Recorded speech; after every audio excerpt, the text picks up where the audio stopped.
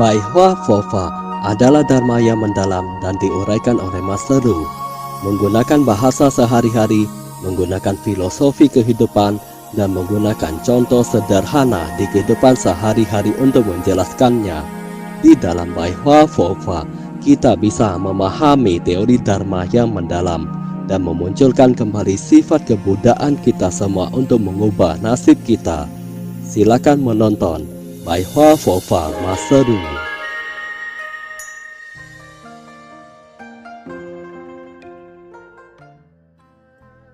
白话佛法光过降座episode 42 mengendalikan suasana hati agar permasalahan tidak muncul.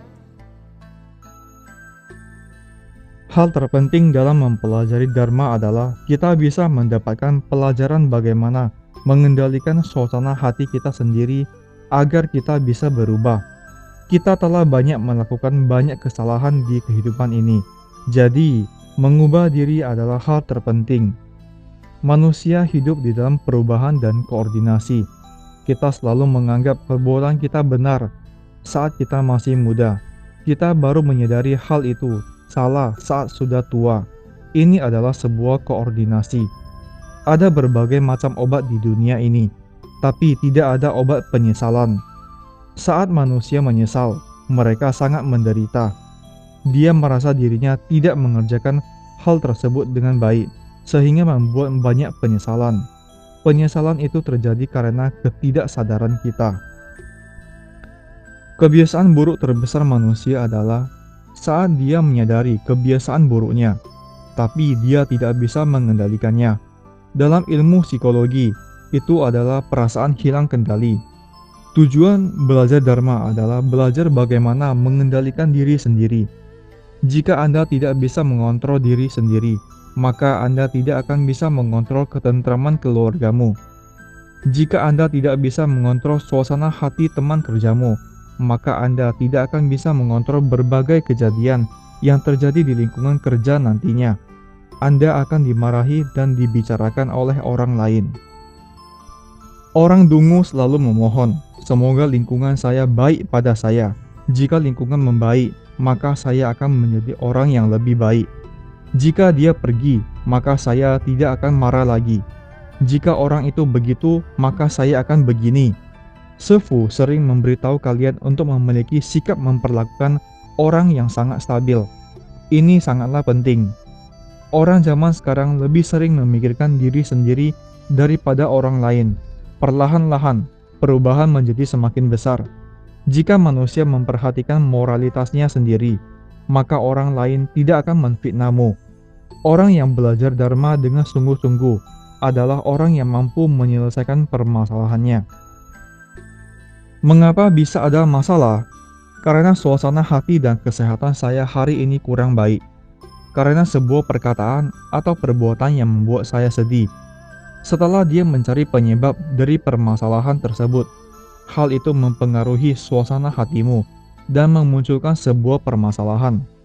Sebenarnya, Anda bisa mengontrolnya. Jika Anda mengalah untuk orang lain, maka hidupmu akan lebih leluasa. Janganlah marah. Marah adalah bisnis yang merugikan.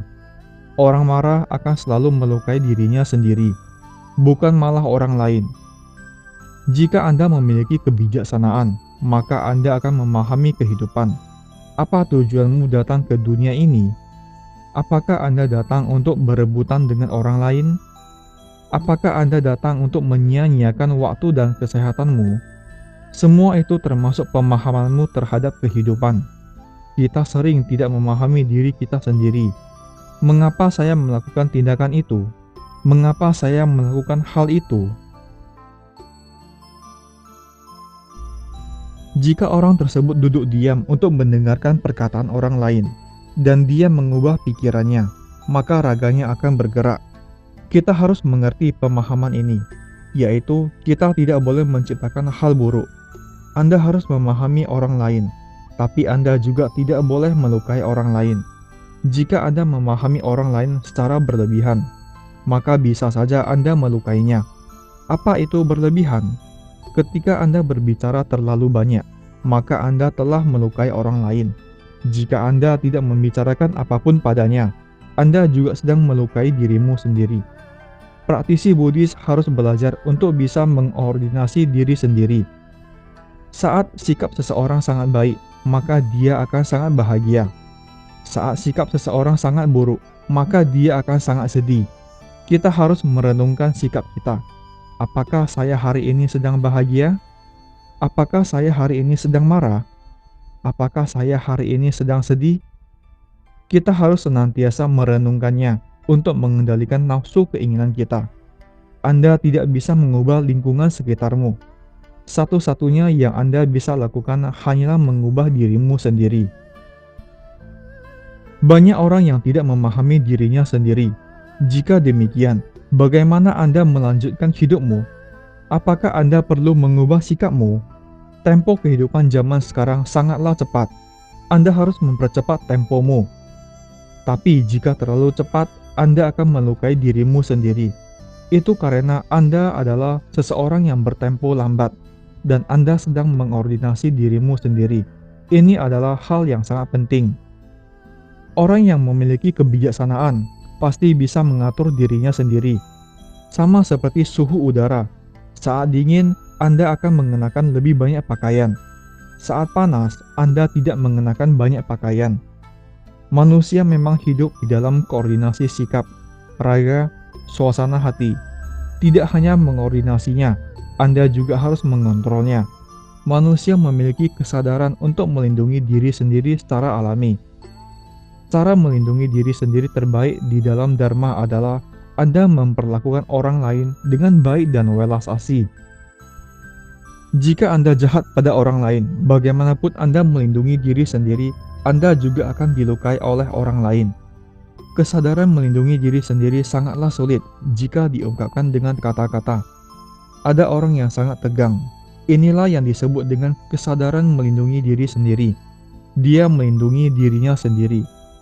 Jika pikirannya takut, maka tindakannya juga akan ada ketakutan.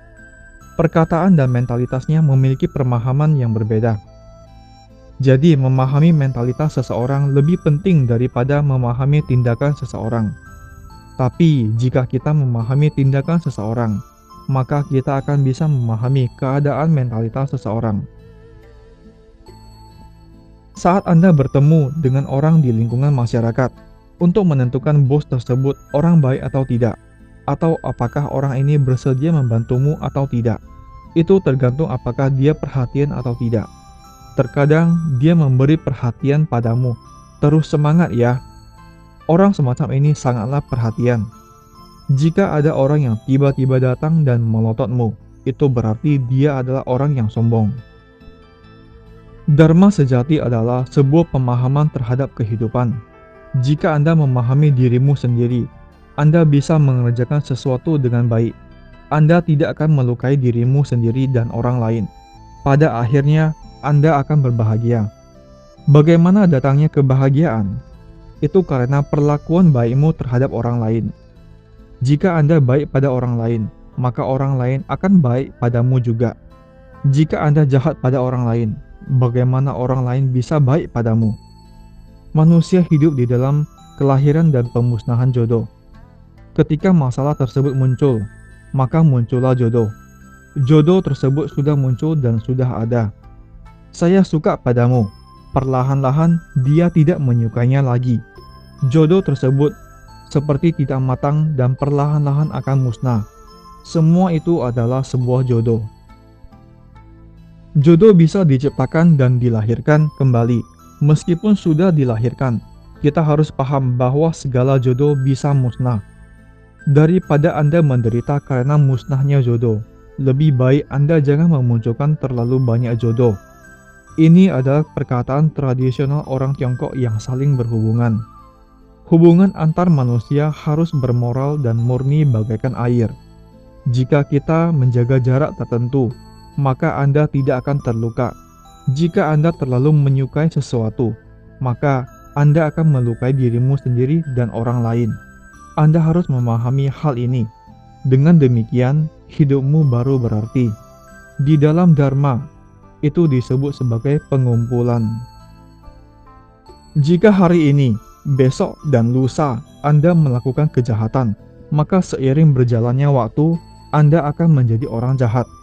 Jika hari ini, besok Anda melakukan kebajikan, maka seiring berjalannya waktu, Anda adalah orang baik. Ini adalah pengumpulan. Jika Anda sedikit demi sedikit melakukan kejahatan, maka orang lain akan melihat akar kejahatanmu. Saat Anda berteman dengan dirinya seorang, Anda tidak tahu apa kebiasaan buruknya. Mengapa pasangan baru menyadari kebiasaan buruk pasangannya setelah hidup bersama? Padahal mereka tidak menyadarinya saat memulai hubungan asmaranya. Inilah yang kita sebut dengan titik cahaya. Sebuah titik cahaya yang perlahan-lahan dikumpulkan akan menjadi pilar cahaya. Tidak peduli apapun yang kita kerjakan, kita harus serius. Suasana hati kita dipengaruhi oleh kecerdasan intelektualmu. Jika kecerdasan intelektualmu rendah, maka Anda akan mudah marah. Jika kecerdasan intelektualmu tinggi, maka Anda tidak akan mudah marah. Suasana hati kita dipengaruhi oleh kecerdasan intelektualmu. Kecerdasan intelektual dipengaruhi oleh tingkat pembinaan. Meski kecerdasan intelektualnya tinggi, tapi saat kondisi lingkungannya berubah, maka dia bisa menjadi sedih. Itu karena lingkungannya berubah yang membuat dia menjadi sedih. Tingkat pembinaan bagaikan taman bunga. Kita harus sering menyiraminya. Untuk mencapai tingkat pembinaan yang sangat tinggi, sangatlah sulit. Kita harus memberinya air, cahaya matahari, komponen tanah dan air. Dengan demikian, dia baru akan bertumbuh.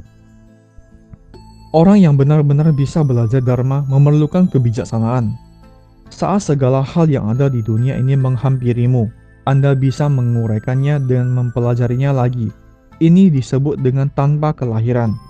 Ajaran tanpa kelahiran, tanpa ditempatkan, tanpa tindakan. Tidak ada hal yang bisa menetap di pikiranmu. Segala hal pasti berubah. Ketika Anda bertemu dengan hal buruk, dia juga akan berubah. Ketika Anda bertemu dengan hal baik, dia juga akan berubah. Sama juga dengan manusia yang sekejap bahagia, sekejap sedih. Kita bisa melihatnya melalui mimik mukanya. Ketika pikiranmu menyempit, maka Anda akan sulit tersenyum. Ketika Anda bisa berpikir dengan jernih, maka Anda akan bergembira di dalam Dharma. Inilah pikiran manusia yang mengontrol sistem saraf manusia. Di dalam Dharma dikatakan bahwa pikiran mengontrol tindakanmu, tindakan mengontrol karma ucapanmu. Perkataanmu adalah hal yang pernah Anda pikirkan, tidak peduli perkataan apapun itu. Dikarenakan mulut adalah alat penyalur atau speaker, mulut bukanlah alat perekammu yang sebenarnya. Jika Anda menempatkan CD atau lagu apapun itu adalah hasil tindakanmu dalam pikiran. Tapi speaker ini adalah mulutmu. Mulut hanya mewakili suaramu. Ketika dia membicarakan pandanganmu, itu telah mempresentasikan pikiranmu. Itu bukanlah perkataanmu saja, tapi sudah berupa hasil pemikiranmu. Dharma memberitahu kita asal dari kesadaran yang mendalam. Dia membuat kita memahami bahwa dunia ini adalah hal yang tidak bisa ditempati. Karena segala hal yang datang dan pergi, ia tidak akan bisa ditempati. Ketika kalian membicarakan pendapat kalian, mungkin saja ketika kalian membicarakannya, saya bisa menerimanya. Setelah itu, saya sudah lupa dan tidak menyetujuinya. Karena hal yang berkonsep akan terus mengalami perubahan. Hal yang kita anggap benar sewaktu kita kecil bisa menjadi salah setelah kita dewasa nanti. Kita telah berubah. Dulu kita merasa permainan sangatlah menyenangkan. Sekarang telah ada komputer. Siapa yang masih ingin bermain permainan waktu kecil? Bukankah konsepmu telah berubah? Perubahan konsep dan pikiran. Tanpa pencapaian artinya Anda tidak bisa mendapatkan apapun di kehidupan ini. Anda sudah tahu bahwa segala hal itu tidak bisa didapatkan dan dibawa pergi. Mengapa Anda masih terus mengejarnya? Bodhisattva memberitahu kita, tiada penderitaan, tiada asal mula duka. Tiada hilangnya duka, tiada perlintasan menuju hilangnya duka. Dari mana datangnya penderitaan itu? Itu berasal dari sumbernya. Jadi itu artinya adalah tanpa dilahirkan, tidak ada yang menderita, tidak ada kelahiran. Tanpa dilahirkan adalah tidak adanya permasalahan yang muncul. Jika tidak ada penderitaan dan tempat lahirnya penderitaan, maka Anda tidak perlu melenyapkannya. Dengan demikian, jalan kebudaanmu akan tersempurnakan. Terima kasih telah menyaksikan pencerahan Pai Hua Fofa, Master Lu Junhong. Bergembira dalam Dharma bersama dan menyelamatkan makhluk yang berjodoh.